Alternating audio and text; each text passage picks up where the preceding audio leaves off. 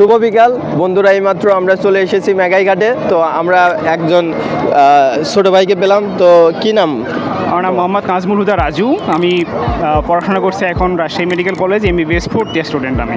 ওকে, তো আমি কিছু বাংলা জিজ্ঞাসা করব, তুমি ইংলিশে ট্রান্সলেট করবা। জি, আচ্ছা, বলো তো এই জায়গাটি অনেক সুন্দর। This place is amazing.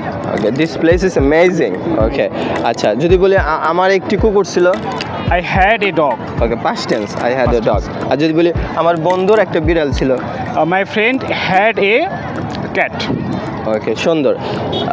ভালোই ইংলিশ পারো। তাহলে কিভাবে ইংলিশটা শিখেছো, কিভাবে শেখা উচিত, শুরু করতে হয় কিভাবে?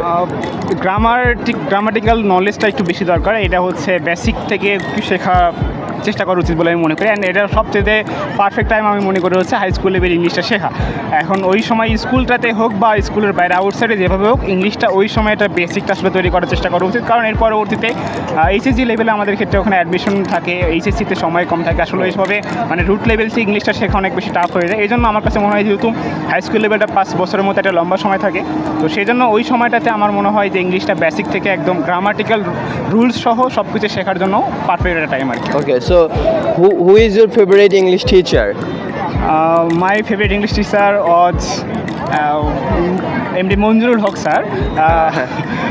আমি হচ্ছে যখন হাই স্কুল লেভেলে ছিলাম আমি স্যারের কাছে মানে পড়াশোনা করতাম। স্যার অনেক ভালো পড়াতেন। আমি বলতে গেলে আমার ইংলিশের বেসিকটা আমি অনেক জায়গা থেকে মানে স্যারের কাছ থেকে বেশি শিখতে পারছি আর কি। Yeah, he is. He's a very good person. Yeah, he's a very very good person. good person. Okay, so you come here every year.